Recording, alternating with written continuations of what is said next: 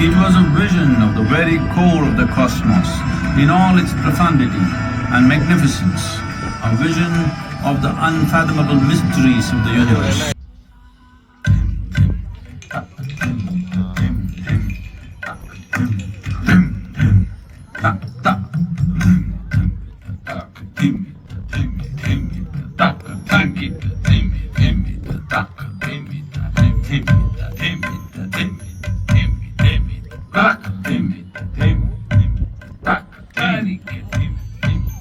Devi Parvati, seeing Adiyogi reveling in ecstatic states, said, "I want to have what you have.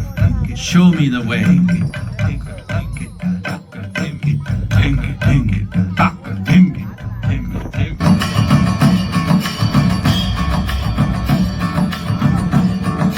The past, but the future of humanity.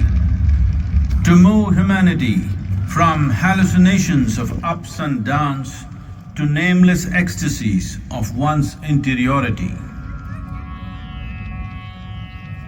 Maha